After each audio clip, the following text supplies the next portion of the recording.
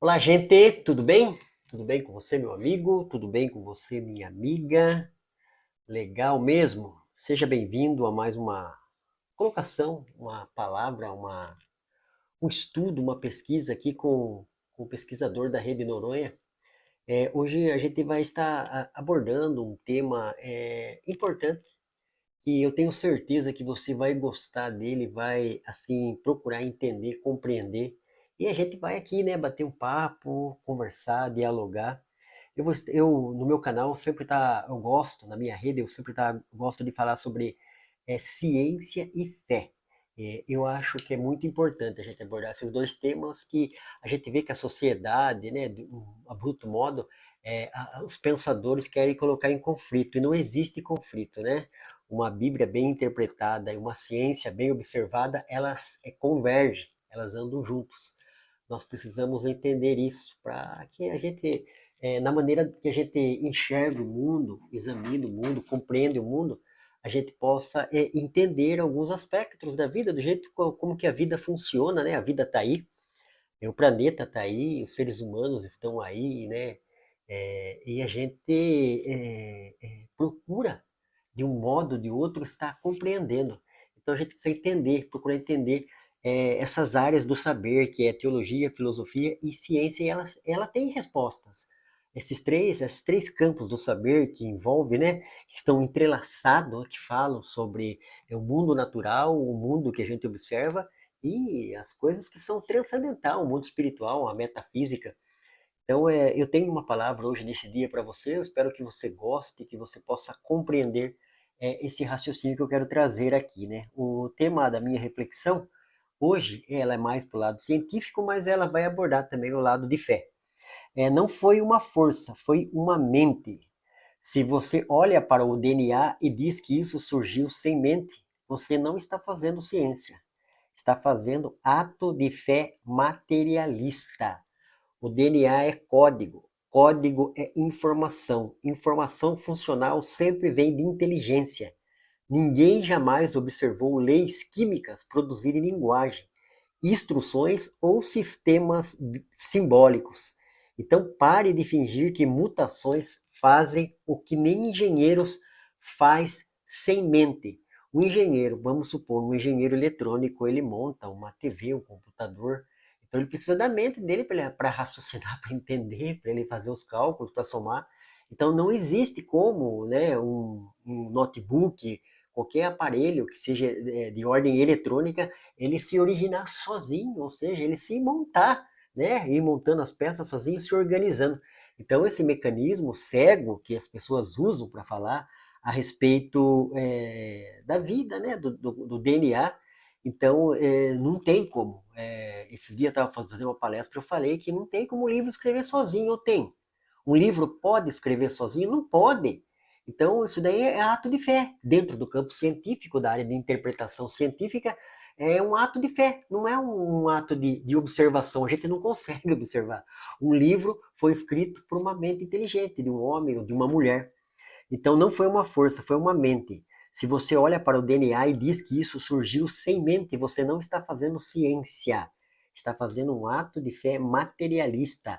DNA é código, código é informação, né? Informação funcional sempre vem de inteligência. Ninguém jamais observou leis químicas produzirem linguagem, instruções ou sistemas simbólicos. Então pare de fingir que mutações fazem o que nem engenheiros faz sem mente. O engenheiro faz sem mente, né? O engenheiro, o construtor, ele constrói um prédio sem a mente dele, sem ele pensar, raciocinar, fazer os cálculos. Não existe. Isso daí é um ato, é ato de fé. E fé cega ainda, porque a fé, igual eu ensino na rede, eu ensino por a fé, ela tem que ser racional também, ela tem que ter evidências, tem que ter embasamento. A fé cega que fala que você pode pular no escuro, né? Não tem um respaldo. Então a fé bíblica, a fé cristã, ela está embasada em história, arqueologia, ciência forense. Alguns pesquisadores, alguns comentaristas, teólogos, filósofos falam que a Bíblia é o maior compêndio arqueológico do mundo. Então ela resume a história do povo hebreu, da civilização, de muitas civilizações, ela fala a respeito da criação, ela fala a respeito da queda do homem, ela fala a respeito do grande dilúvio, ela fala a respeito da Torre de Babel, da história dos patriarcas Abraão, Isaac, Jacó, né, José do Egito, e a descida desse povo para o Êxodo. Então a Bíblia está respaldada numa história, numa historicidade. Então quando você escutar uma crítica da Bíblia, você deve analisar, parar, pensar, não fazer que nem piolho, ir pela cabeça dos outros, mas todo ser humano tem uma massa cinzenta, tem um cérebro aí capaz de pensar e raciocinar. Então é muito sério. Então a gente tem que parar de ficar escutando, às vezes, muita gente que está falando. Eu acho que é o Leandro Carnal que falou que a internet ela deu voz para todo mundo, inclusive para o imbecil. Então, às vezes a pessoa que está escutando é um imbecil. Ele acha que a cosmovisão dele assim, ele descobriu a pólvora. E na área do campo científico, não. Na área do campo científico e da pesquisa, a gente tem que seguir as evidências, aonde que elas nos levam. Então, não importa, às vezes, porque eu gosto, né? Eu me simpatizo com o ateísmo, com o agnosticismo, ou com o teísmo mesmo, que fala de um Deus criador. Não, você tem que seguir as evidências. O pesquisador, de fato, ele não pode colocar a visão de mundo dele, a cosmovisão, na frente daquilo que é evidência científica, porque senão ele está sendo dogmático.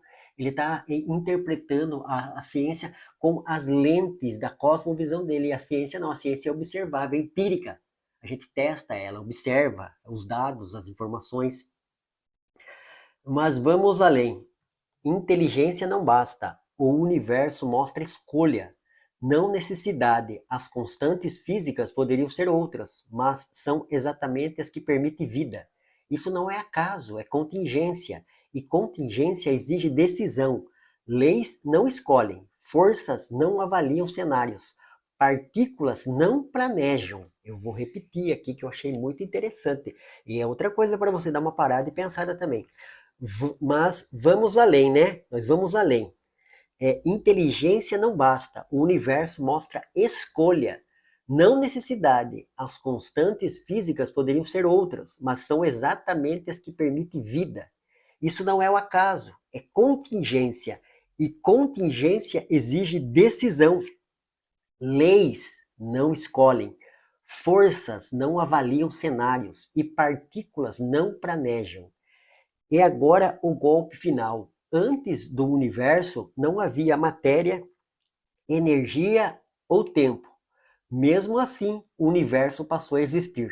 Então me diga, qual partícula fora do espaço-tempo tomou essa decisão? Uma pergunta, né, que eu falei aqui, né, que leis não escolhem, forças não avaliam, cenários, forças não avaliam cenário e partículas não planejam. E agora o golpe final. Antes do universo não havia matéria, energia e tempo. Mesmo assim, o universo passou a existir. Estamos aqui. Então me diga, qual partícula fora do espaço-tempo tomou essa decisão? Resposta: nenhuma. Se houve uma causa, ela não é física. Se houve escolha, ela não é impessoal. Logo, só sobra uma conclusão. Uma mente transcendente. Eu vou dar um exemplo aqui, fazer um exemplo, uma ilustração para você. Então, uma mente transcendente, um agente externo, né? Um ser imaterial, fora do espaço-tempo, tomou essa decisão. Ó, o celular está aqui, né? Foi feito, foi construído, está aqui, esse celular existe, esse é o do João, acho que é o A23 da Samsung. Então, o engenheiro que fez eletrônico, que fez esse celular, ele não está dentro desse celular. Ele não está, ele está fora desse celular, sabe? Ele construiu, ele arquitetou, planejou, fez, né, nos moldes, né, com câmera, com um Android que funciona. Então ele não está aqui dentro. É a mesma coisa essa mente transcendental fora do espaço-tempo. Os ateus, até a década de 60, muitos ateus, até agora tem bastante ateu, que acredita que o universo é eterno. Se o universo é eterno, por que que um teísta cristão, um teísta, ele não pode acreditar que existe uma pessoa eterna, fora do espaço-tempo, atemporal, sabe? Mas não pode, como que é que eles falam? É o amigo invisível. Não, é um agente externo. cara que criou o celular é um agente externo, ele está fora do celular, mas ele criou, né? Ele planejou esse celular e ele fez o celular tá aqui, ó, tá aqui, ó. E o cara que fez não está dentro dele. É a mesma coisa dessa mente transcendental, dessa mente inteligente que construiu o universo, ajustou as constantes, né, da física, o ajuste fino do universo. Construiu o planeta santuário, o planeta Terra. É um agente externo, ele está fora do espaço-tempo. Então, antes do universo, não havia matéria, não havia energia ou tempo. Mesmo assim, o universo passou a existir. Então, me diga, qual partícula fora do espaço-tempo tomou essa decisão? É uma pergunta. Nenhuma. Se houve causa, ela não é física. Se houve escolha, ela não é impessoal. Logo, só sobra uma conclusão.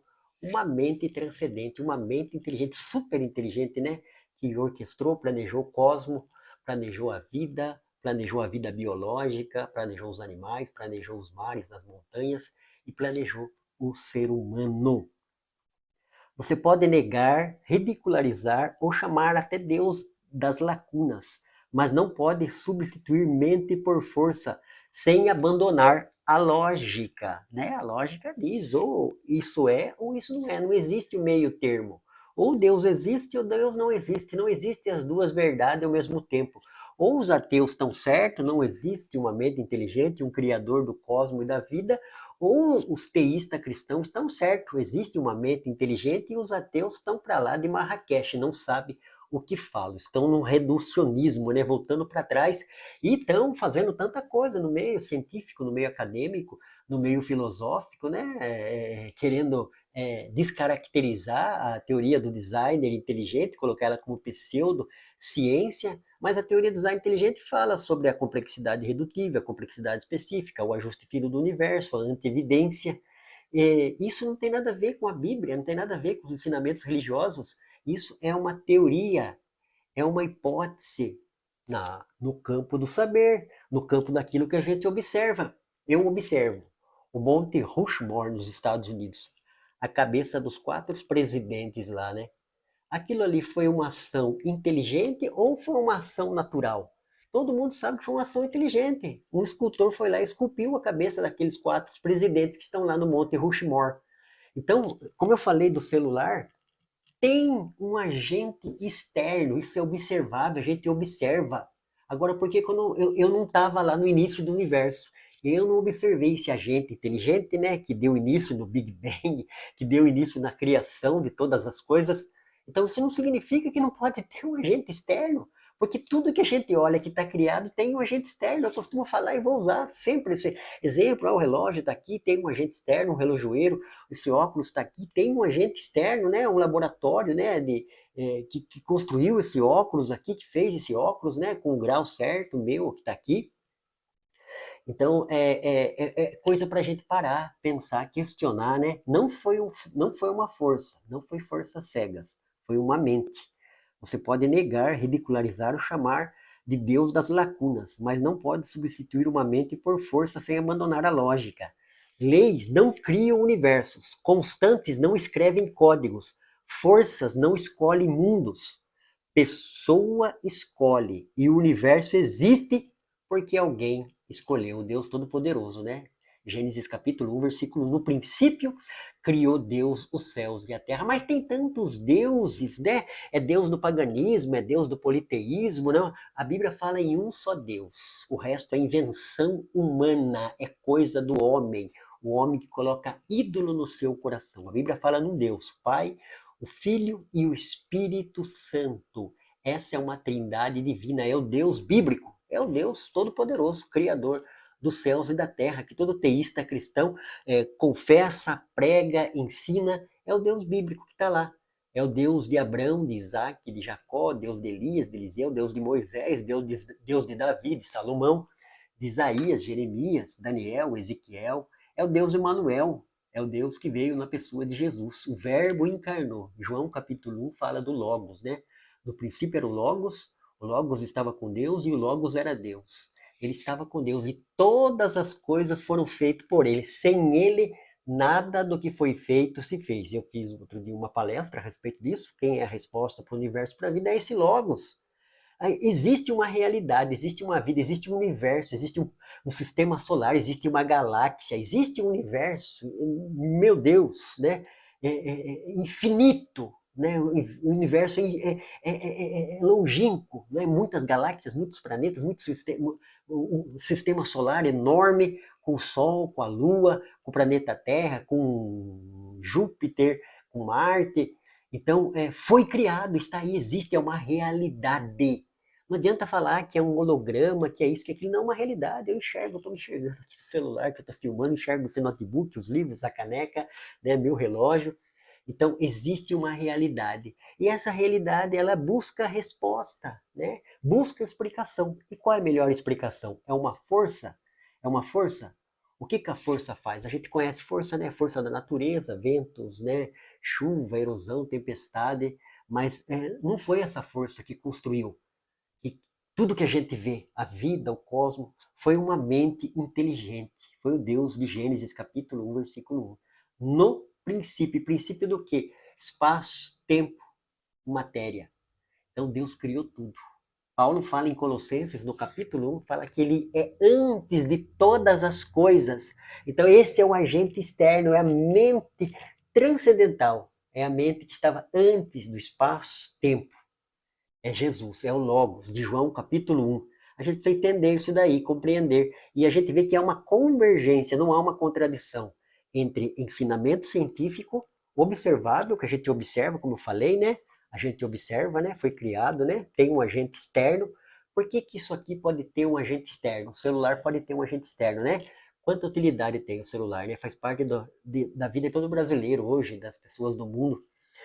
Então, por que que o cosmo, a vida, não pode ter sido planejada, orquestrada e feita? É interessante, né? O ateu, ele acredita que existe arranjo e planejamento na sua casa, no seu trabalho. Ele olha para o universo, para essa grandeza desse universo, para essa lua, para o sol, para as estrelas, né? Para o campo magnético da Terra, para tudo que está aí, né? Esse ajuste, essa precisão, né? Desse ajuste. Aí ele fala que é uma força cega da natureza que orquestrou, que foi montando devagarzinho como um quebra-cabeça. Então não tem como, tem que ter muita fé, né? O Lee Strobel fala, tem que ter muita fé. Eu não tenho fé suficiente para ser ateu, porque a fé também ela precisa da razão. A fé ela é suprarracional, né? A gente precisa acreditar no transcendental, no agente externo, mas o que envolve esse agente externo tem que estar embasado em evidências, né? E a gente olha para o espaço, para a Terra, para a natureza, para a vida, e a gente vê evidências. Uma das maiores evidências de informação de mente inteligente é o nosso DNA. O DNA que diz que isso se você olha para o DNA e diz que isso surgiu sem mente, você não está fazendo ciência, está fazendo ato de fé materialista. Quem disse que os materialistas, ateu, agnóstico, não tem fé? A fé deles é estampada. DNA é código, código é informação. Informação funcional sempre vem de inteligência. Você já foi você participou de uma sala de aula, né? Todo mundo já foi para a escola. Então, o seu professor, o que que ele escreve? Ele escreve o que está na mente dele. O giz está ali, né? Ele que escreve com o braço dele, mas é aquilo que ele estudou, que ele pesquisou, que ele foi buscar nos livros que ele trouxe para ensinar. Então, a gente sabe que toda a informação vem de mente inteligente, não vem de força cega, não vem de acaso. Então, é sério isso. Se você está olhando para o DNA e diz que isso surgiu sem mente, você não está fazendo ciência, está fazendo ato de fé materialista. DNA é código, código é informação. Informação funcional sempre vem de inteligência. Ninguém jamais observou leis químicas produzirem linguagem, instruções ou sistemas simbólicos. Então pare de fingir que mutações fazem o que nem engenheiro faz sem mente. Engenheiro, professor, seja lá quem for. Se não tiver mente, não faz, não traz informação. E a informação está aí na vida, no DNA, no nosso sistema solar. A informação está em todos os lugares. A gente tem que detectar ela e entender que essa informação veio de uma mente, não veio do acaso e nem de forças cegas da natureza. Beleza? Para você parar, pensar, raciocinar, pesquisar, se informar de fato, né? A Bíblia chama a atenção a respeito disso, né? A Bíblia fala para a gente estudar, pesquisar, conhecer, avaliar, julgar. O apóstolo Paulo fala, examine tudo e retenha o que é bom. Lá em 1 Tessalonicenses, no capítulo 5, examine então. Tá vendo ciência? Examine. Que ciência que é essa? Ela é cheia de...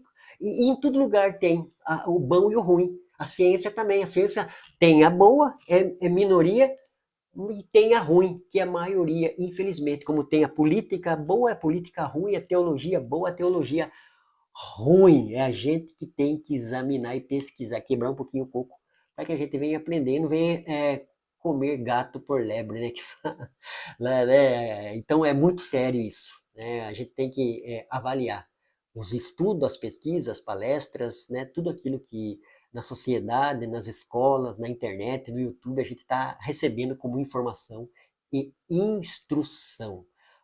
Jesus falou em João capítulo 5, versículo 39, examinais as escrituras. Examine, leia, estuda a sua Bíblia. Examinai, a gente precisa examinar e ler de uma forma metódica, estudar de uma forma metódica. Então, para que a gente venha ter assim, uma qualidade de vida, venha ter uma compreensão melhor do jeito que o planeta está aí e funciona. Beleza? Deus te abençoe. Ó. Beijo no coração do Jefferson Noronha para você, meu amigo e minha amiga.